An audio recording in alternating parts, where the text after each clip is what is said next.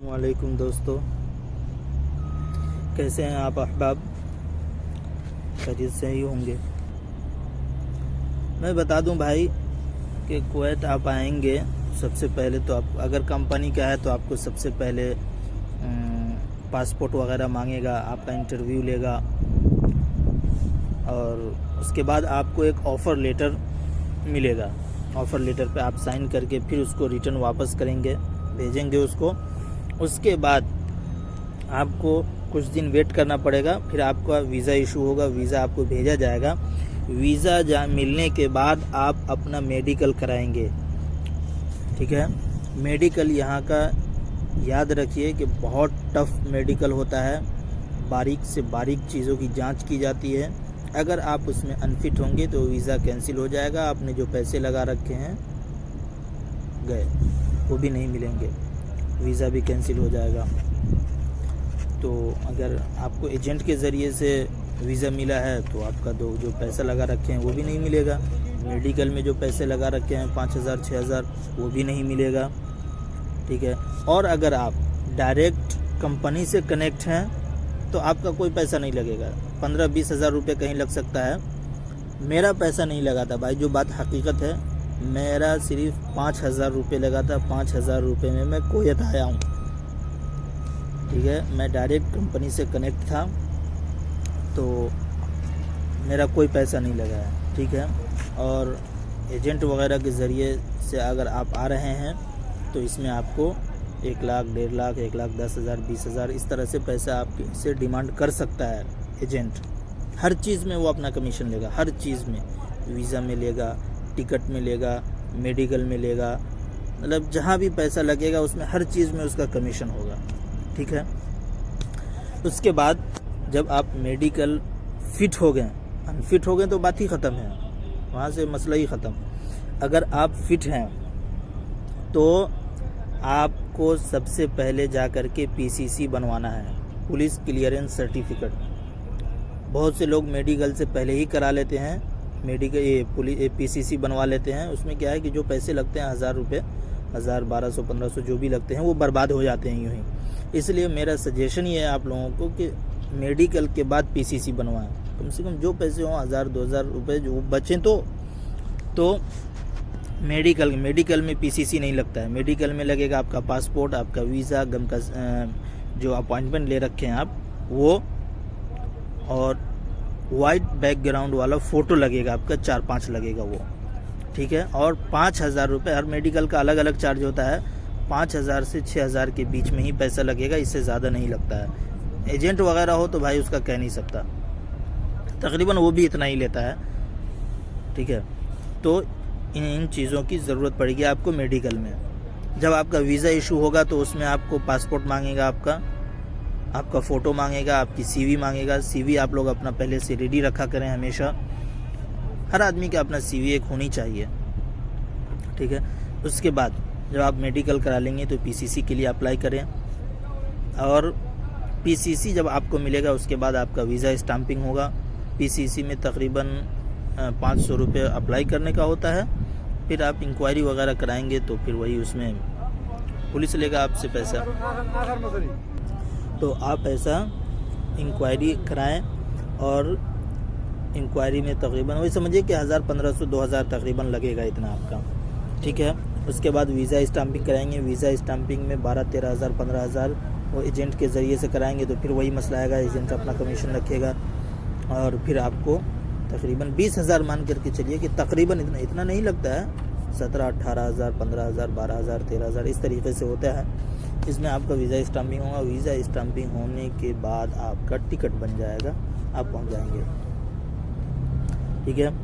ये तो प्रोसेस हो गया। प्रोसेस तो जब आपको वीज़ा मिलेगा तो कोई गाइड करने वाला किसी को मिल जाता है, किसी को नहीं। एजेंट है तो वो सारा काम कराएगा, चूँकि उसको पैसे मिलते हैं हर चीज़ के, तो वो आपको करा देगा। अगर आप कंपनी से कनेक्ट हैं तो कंपनी आपको गाइड करेगी। कोई कंपनी करती भी है, कोई कंपनी नहीं भी करती है। मेरे को तो सारा गाइड कर रही थी कंपनी का एक आदमी था, वो गाइड कर रहा था, ठीक है। और कोई दूसरी कंपनी जो और भी होती है बहुत सारी जो नहीं करती है, उसमें क्या है कि वीज़ा आपको तो कंपनी दे देगी फ्री में, लेकिन आपको जो है आगे का सारा काम आपको कराना है। वीज़ा और टिकट कंपनी दे देगी आपको, और क्या बोलते हैं कि मेडिकल और स्टाम्पिंग, पीसीसी, ये सब आपको बनाना है अपने पैसे से, ठीक है। यह है कि जो प्रोसेस होता है इसका बहुत दौड़ भाग करना पड़ता है, बहुत ज़्यादा दौड़ भाग करना पड़ेगा, कभी यहाँ कभी वहाँ, कभी वहाँ कभी वहाँ, इस तरह से। तो जानते हैं एक कंट्री छोड़ने के लिए तो इतना करना पड़ेगा, ठीक है। तो ये प्रोसेस था। और एक चीज़ ये ध्यान रखें कि एजेंट वगैरह के ज़रिए से आप हैं तो उससे कोशिश करें कि पैसा कम से कम देने की कोशिश करें, ठीक है। ये लोग बहुत चार्ज करते हैं। मैं आपको बताऊं एक चीज़ कि एक हमारा दोस्त है, अभी वो आने वाला है यहाँ, मैंने उसको वीज़ा दिया है।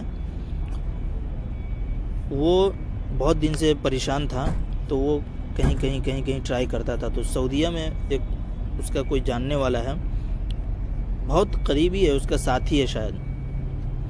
तो उसने उससे रब्ता किया, तो वो बोला कि ठीक है, मैं आपको एक वीज़ा देता हूँ, आप मुझे कितना पैसे देंगे। तो इसने कहा, चूँकि इसको मजबूरी, इसके पास मजबूरी थी, बोला कि भाई आप जो ले लो। तो उसने कहा कि मैं 40,000 रुपये लूँगा। ये बात जब मेरे को ये बताया तो मेरा पैर का गुस्सा सर पे आ गया कि यार 40,000 रुपये, एजेंट भी होता है वो इतना नहीं लेता है यार। एजेंट वो हर चीज़ में थोड़ा थोड़ा लेता है तो उसका बढ़ जाता है। और एजेंट वगैरह जो होता है वो कनेक्टेड होता है हर एक से, वो 4-5 लोगों के बाद आकर के जो है वो यहाँ तक पहुँचता है। 4-5 लोग, ये उससे लेगा, वो उससे लेगा, वो उससे लेगा, वो उससे लेगा, तब जा कर के एजेंट तक वीज़ा पहुँचता है।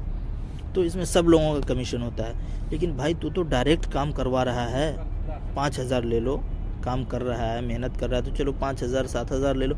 40,000 रुपये यार, 40,000 रुपये मायने रखता है। 40,000 रुपये की डिमांड कर रहा है कि 40,000 रुपये लूँगा, आपको अच्छा लगे या बुरा लगे, क्या तरीका है यार। चलो अगर अजनबी आदमी है तो ठीक है, अजनबी आदमी से क्यों लेगा भाई, आदमी मजबूरी में बाहर जाता है। लेकिन यार 40,000 रुपये फ्री में आते हैं, 40,000 रुपये।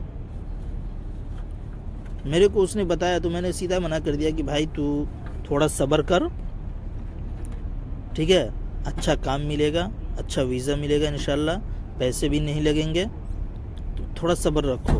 अल्हम्दुलिल्लाह उसको मैंने वीज़ा दिया है, आ रहा है वो बंदा, अभी इंटरव्यू में किसी दिन आपसे मिलाऊंगा उसको।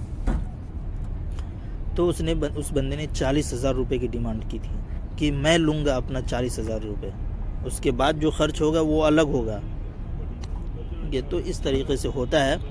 तो आप लोग थोड़ा इन चीज़ों पर नज़र रखें, ठीक है, और जो भी चीज़ हो उसकी अच्छी तरीके से जांच कर लें, आपको वीज़ा मिले और उस पर अच्छे से पढ़ लें। उसको नहीं आता है तो किसी और अच्छे आदमी से पढ़वा लें, ठीक है। पीसीसी वगैरह अप्लाई करवा रहे हैं तो पीसीसी अप्लाई करने का 500 रुपया लगता है, गमका मेडिकल अप्लाई करने का 800 रुपया लगता है, और स्टाम्पिंग में 17-18 हज़ार रुपये लगते हैं। हर एजेंट का अलग अलग होता है, कीमत होती है, वो अपने हिसाब से लेगा।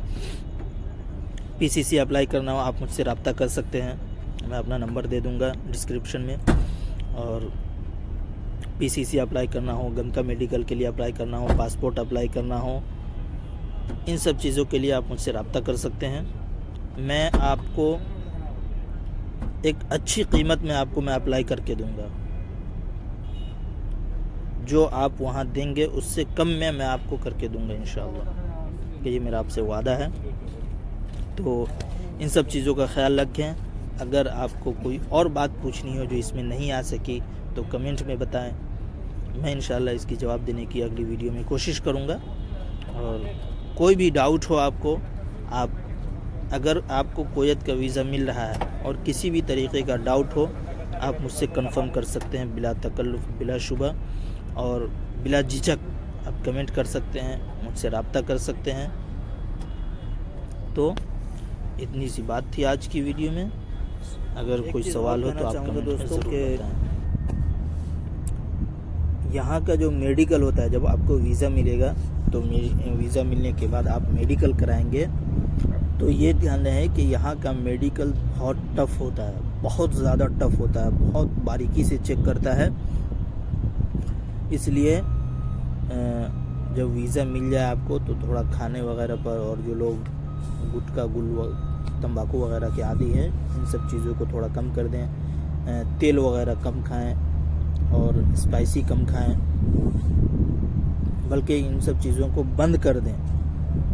ठीक है, क्योंकि मेडिकल जो होता है बहुत टफ होता है, और कुछ मेडिकल वाले तो ऐसे हैं जो ढूंढते रहते हैं कोयत का है, अच्छा ठीक है, वो पहले ये दे देते हैं, वार्निंग दे देते हैं कि कोयत का है, अगर फेल हो गए तो वीज़ा भी कैंसिल हो जाएगा, पैसे भी नहीं मिलेंगे। अगर इसके लिए राज़ी हो तो ठीक है मेडिकल कराओ, नहीं तो भाई चले जाओ।